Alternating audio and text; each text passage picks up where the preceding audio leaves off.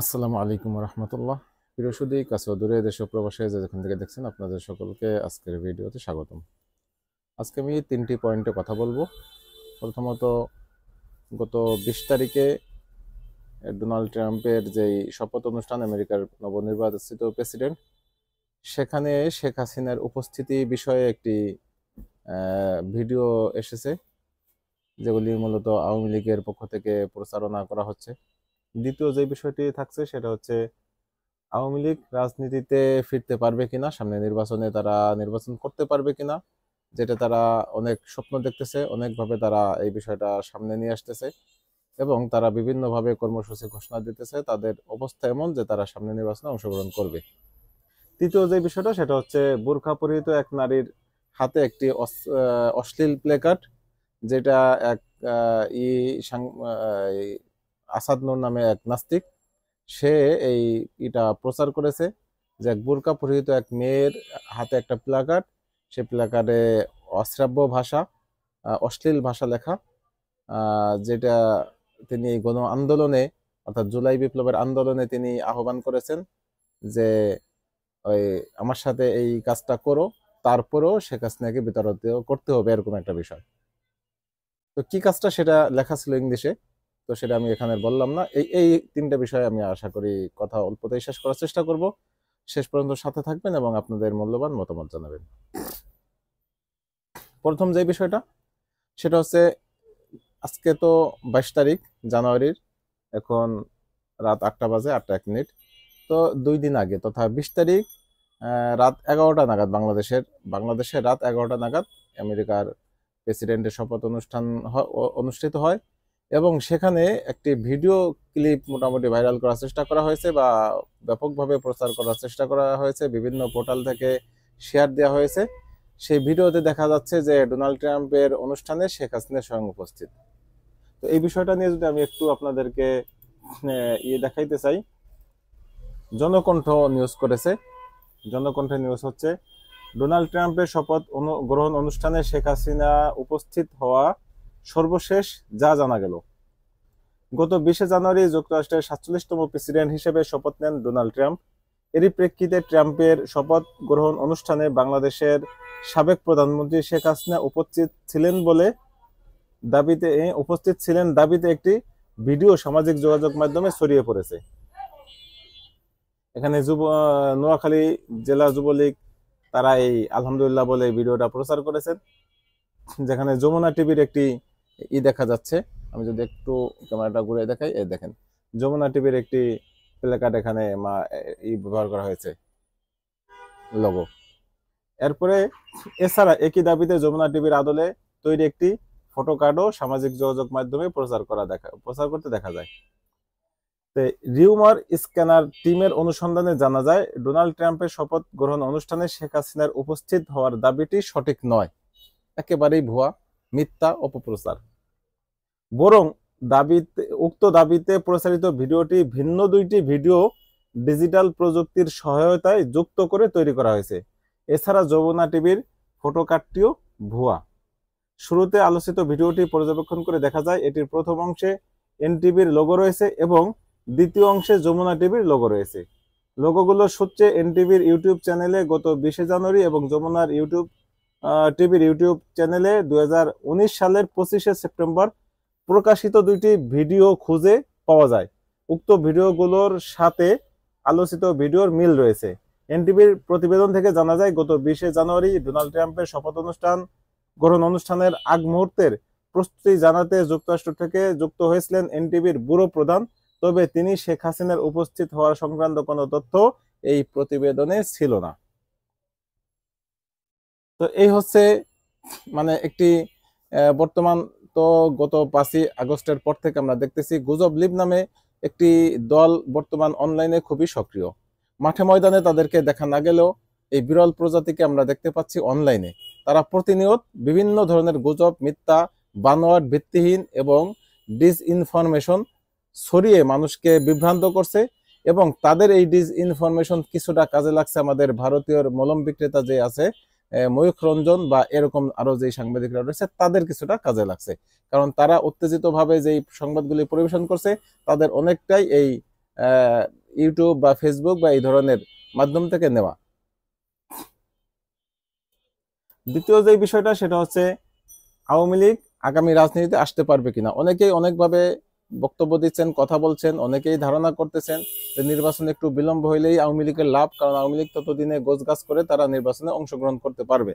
এই বিষয়ে আজকে আমরা দেখলাম আমাদের প্রধান উপদেষ্টার প্রেস সচিব শফিকুল আলম তিনি একটি তার ফেসবুকে পেজে একটি স্ট্যাটাস দিয়েছেন, যেটি কভার করেছে কালের কণ্ঠ। যদি আমি কালের কণ্ঠ নিউজটা দেখি, আওয়ামী লীগের রাজনীতিতে ফেরা নিয়ে প্রেস সচিবের স্ট্যাটাস।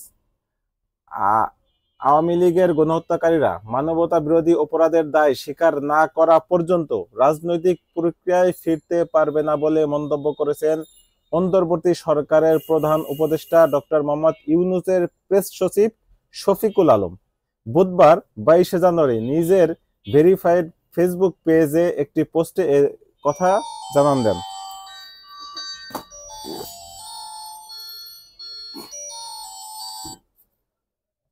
শফিকুল আলম লেখেন, গণহত্যা সমর্থনকারী আওয়ামী লীগের সমর্থকরা ভ্রান্তিতে আছেন যে দেশ নির্বাচনের দিকে ফিরে গেলে তারা রাজনৈতিক প্রক্রিয়ায় ফিরতে পারবেন, কিন্তু মানবতা বিরোধী অপরাধের দায় স্বীকার না করলে এবং গুমের সাথে জড়িত ব্যক্তিদের নির্মূল না হওয়া পর্যন্ত এটি সম্ভব না। পাশাপাশি 2009 থেকে 2024 সালের মধ্যে সংগঠিত হত্যাকাণ্ড এবং মানবাধিকার লঙ্ঘনের সাথে জড়িত আওয়ামী লীগের সদস্য এবং এর সহযোগীদের বিচারও হবে। এই প্রেস সচিব আরো লেখেন, সাম্প্রতিক মাসগুলোতে বিভিন্ন বিদেশি কূটনীতিক এবং কর্মকর্তাদের সাথে সাক্ষাৎ হয়েছে। তারা খুব কমই সমঝোতার বিষয়ে আহ্বান জানিয়েছেন। তারাও বুঝতে পেরেছেন যে অপরাধীরা যদি তাদের অপরাধ স্বীকার না করে তাহলে কেবল সমঝোতার আহ্বান জানানো যায়, বরং তারা সংস্কার এবং দেশের প্রতিষ্ঠানগুলোকে ঠিক করার বিষয়ে বেশি সমর্থন জানিয়েছেন। শফিকুল আলম লেখেন,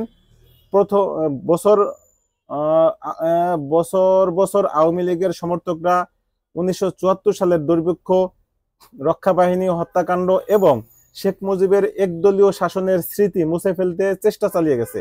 তবে এবার বর্তমান প্রজন্ম জেগে উঠেছে এবং তারা স্বৈর শাসনের প্রতিটি মানবাধিকার লঙ্ঘনের বিষয়ে সজাগ হয়েছে। তাদের প্রচেষ্টা প্রতিদিন পুরনো স্মৃতিকে সতেজ করছে। আওয়ামী লীগের কর্মকাণ্ড এখন যুক্তরাজ্যের রাজনীতিকেও নাড়া দিয়েছে। বিশ্ব তাদের অপরাধের জন্য জেগে উঠেছে। তবুও আওয়ামী লীগের সমর্থকরা চুপ করে নেই। তবে মনে হচ্ছে বিশ্ব এগিয়ে গেছে এবং বাংলাদেশ একটি নতুন সূচনার অপেক্ষায় রয়েছে। তো বস্তুত এটাই যে এই 5 মাস অতিবাহিত হয়ে গেলেও এই পর্যন্ত কোনো আওয়ামী লীগের কোনো নেতাকর্মী এই বিষয়ে দুঃখ প্রকাশ করেনি। সর্বশেষ যে পয়েন্টটা আমি রেখেছি সেটা হচ্ছে এক ব্লগার নাস্তিক আসাদ নূর, তার সে একটা পোস্ট শেয়ার করেছে। পোস্টটা হয়তো একটু দেখা যাচ্ছে, এই মেয়ের ছবি, FU এরপরে দিয়েছে CK, বোঝেন কি আছে, এরপরে লেখছে মি, তার মানে আমার সাথে এই কাজটা করো, তবুও শেখ হাসিনার পতন চাই।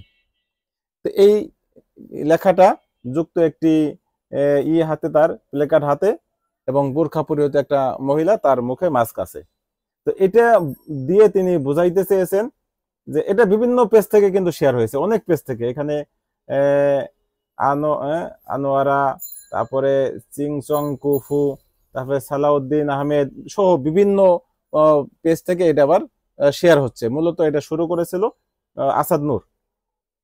এখানে বোরকা পরিহিত নারীর হাতে ভাইরাল প্লেকার্ডের বিষয়ে জানা গেল। এটা কালের কণ্ঠের নিউজ। ওনারা আবার নিউজটা করেছেন যে সম্প্রতি জুলাই অভ্যুত্থানের সময় একজন নারী শিক্ষার্থী FU দিয়ে তারা 2টা স্টার দিয়েছেন, ওই শব্দটুকু আর পূর্ণাঙ্গ লেখেন নাই, এরপরে ME দিয়েছেন।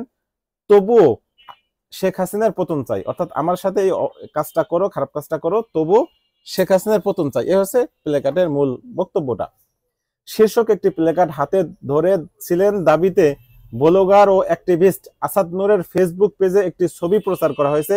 প্লেকার্ডটি দ্রুত ভাইরাল হয়, তবে রিউমার স্ক্যানার জানিয়েছে সরকার পতনের এক দফা দাবিতে গত বছরের জুলাই মাসে হওয়া আন্দোলনের মুহূর্তে এক নারী শিক্ষার্থীর হাতে এই এরপরে মি, তবুও শেখ হাসিনার পতন চাই শীর্ষক প্লেকার্ড থাকার দাবিটি সঠিক নয়। এটাও কি রিউমার স্ক্যানার জানায়, প্রকৃতপক্ষে 2020 সালের ধর্ষণ বিরোধী আন্দোলনের একটি ছবি ডিজিটাল প্রযুক্তির সহায়তায় সম্পাদনার মাধ্যমে ছবিতে থাকা প্ল্যাকার্ডের লেখা পরিবর্তন করে আলোচিত দাবির প্রচারণা করা হয়েছে। মূলত ধর্ষণকারীদের ধর্ষণ ঠেকাতে বলা হয়েছিল যে প্রয়োজন আমার সাথে এই কাজটা করো, তবুও বাচ্চাদেরকে এই রেপ করিও না বা এই অপরাধটা করিও না বা তাদের সাথে এই খারাপ কাজটা করিও না। এরকম একটা কোনো একটা ছাত্রী বা কোনো একটা কেউ এই কাজটা করেছিলেন। এটাও খুব বেশি আমি দেখি না, এই অশালীন শব্দ এখানে ব্যবহার করাটা আমি যৌক্তিক দেখিনি। তারপরেও বলবো যে একটা বিষয় যেখানে ছিলই না সেই বিষয়টা এখানে এনে পানিকে ঘোলা করার চেষ্টা করা, এটা একটা বিশেষ মহল বিশেষ উদ্দেশ্যে তারা করতেছে। অতএব এই বিষয়গুলি আমাদের সাবধান থাকতে হবে। আমরা যদি এখনই সতর্ক না হই, আমরা যদি এই বিভ্রান্তিতে পড়ে যাই, তাহলে আমাদের ভবিষ্যৎ খারাপই আছে। সর্বশেষ আমি বিএনপিকে লক্ষ্য করে একটি কথা বলে শেষ করে দেব। বিএনপি এবং জামাতকে লক্ষ্য করে যে আমরা এই আওয়ামী লীগের নিষেধাজ্ঞা বা প্রোক্লেমেশন না হওয়া বা আওয়ামী লীগের রাজনীতিতে অবৈধ নিষেধাজ্ঞা ঘোষণা করা বা তাদের নির্বাচনে নিষিদ্ধ না করা, এই সার্বিক পরিস্থিতিতে আমরা দুটো দলের কাছাকাছি মতামত দেখতেছি। বিএনপি কোনো বিষয়ে তারা তাদের আওয়ামী লীগের বিরুদ্ধে কথা বলতেছে না, জামাত মোটেই বলতেছে না। জামাত কখনো তাদের ক্ষমার পক্ষে কথা বলতেছেন, কখনো স্বৈরাচার বলাটা তিনি পছন্দ করছেন না তারা। আবার বিএনপি সেম বক্তব্য যে কোনো রাজনৈতিক দল নিষিদ্ধ তারা চান না, কাউকে বাদ দিয়ে নির্বাচন সেটাও তারা চান না, জনগণ বিচার করবে। এই যে মাতলামিমূলক কথাবার্তা এগুলি বলে মূলত প্রকারান্তরে তাদের যে ভিতরের যে লালসা, সেই লালসা তারা প্রকাশ করে ফেলেছেন। লালসাটা কি? বস্তুত বাংলাদেশে কিন্তু ভোট ব্যাংকের দিকে তাকালে আওয়ামী লীগ এবং বিএনপির সবচেয়ে বেশি ভোট ব্যাংক। আপনি ধরেন 25 থেকে 30% ভোট ব্যাংক প্রত্যেকেরই আছে, একটু 19-20 কম বেশ হবে, তবে সকলেরই এটা অনস্বীকার্য যে আওয়ামী লীগের বিশাল একটা ভোট ব্যাংক বাংলাদেশে আছে। এখন এই আওয়ামী লীগের ভোট ব্যাংকের যেই ভোটগুলি এখনো বাংলাদেশে অবস্থান করছে, হয়তো 1-2% পালাতক, কিন্তু বাকি সকলে কিন্তু বাংলাদেশে আছে। সেই ভোটারদেরকে কাছে টানার জন্যই মূলত আওয়ামী লীগের বিরুদ্ধে কেউ কথা বলছেন না। ইভেন তারা কিন্তু একচেটিয়া ভাবে আওয়ামী লীগকে দলে ঢুকাচ্ছে, তাদের কোনো পিছনের বিষয়ে তদারকি না করে, তাদের কর্মকাণ্ড যাচাই না করে, তাদের ব্যাকগ্রাউন্ড না দেখেই তাদেরকে বিএনপিতেও দেখছি এবং জামাত ইসলামীতেও দেখছি যে বড় বড় আগের আওয়ামী লীগের নেতা ছিল স্থানীয়, তাদেরকে তারা দলে ঢুকাচ্ছে। এমনকি বিভিন্ন মিটিং এ দেখতেছি তারা স্লোগান দিতে গিয়ে সেখানে বলতেছে জয় বাংলা। জয় বাংলা দিয়ে আবার বলতেছে থামা থামা। তো এই যে একটা বিষয়, এটা হচ্ছে কি কারণে? মূলত ওই একটাই কারণ যে আওয়ামী লীগকে কাছে টানতে হবে, তাদের ভোটকে আমাদের কাছে টানতে হবে। এই বিষয়কে সামনে রেখে জামাতও গেম খেলছে, আওয়ামী লীগও গেম, বিএনপিও গেম খেলছে। আরেকটা বিষয় হচ্ছে বিএনপি মনে করতেছে যে যেহেতু জামাত এবং সকল ইসলামী ঘরানার দলগুলি একটা ঐক্য হলে বিএনপির একটা সমস্যা তৈরি হতে পারে। অন্যদিকে ছাত্ররা যদি রাজনৈতিক দল সত্যিকার অর্থে গঠন করে, তাহলে তারও একটা ভালো একটা ভোট হয়তো নেওয়ার সুযোগ রয়েছে বা সম্ভাবনা তৈরি হবে। সেই ক্ষেত্রে বিএনপি একটা বিপদে পড়তে পারে। এটা বিএনপির একটা, এটা আমার ধারণা, বিএনপি এমন একটা আশঙ্কার জায়গা থেকে মূলত আওয়ামী লীগের বিরোধিতা করছে না, এবং তারা চাচ্ছে আওয়ামী লীগ যদি রাজনীতির মাঠে আসে তাহলে এই আওয়ামী লীগের ভোট জামাতও পাবে না, অন্য দলও পাবে না। তখন বিএনপির ভোট ব্যাংক যেটা বিএনপিটা বিএনপিরই থাকবে, তখন বিএনপির পথ একেবারেই কণ্টকাকীন মুক্ত হবে এবং তারা সহজেই তাদের ক্ষমতার মসনদে উঠতে পারবে। এই যে বিভিন্ন ধরনের চিন্তা চেতনা থেকে মূলত তারা এক একজন এক একভাবে চিন্তা করেই এই আওয়ামী লীগ ব্যাপারে এক এক দল এক একভাবে তারা সিদ্ধান্ত নিচ্ছে এবং সেভাবেই তাদের গতিবিধি এবং তাদের পরিকল্পনা সাজাচ্ছে। অতএব আমরা জনগণ যারা আছি আমাদের হিসেবটা পরিষ্কার থাকতে হবে যে এই বিগত 16 বছরের ফ্যাসিস্ট হাসিনা সরকারের যারা সাথে ছিল, আওয়ামী লীগের সাথে যারা ছিল, তাদের সাথে যারা লিয়াজো করবে, তাদের সাথে যারা নমনীয় থাকবে, অন্তত আমরা তাদের সাথে নেই। এটাই ফুল এবং ফাইনাল। ভালো থাকবেন। আল্লাহ হাফেজ। আসসালামু আলাইকুম ওয়া রাহমাতুল্লাহি ওয়া বারাকাতুহু।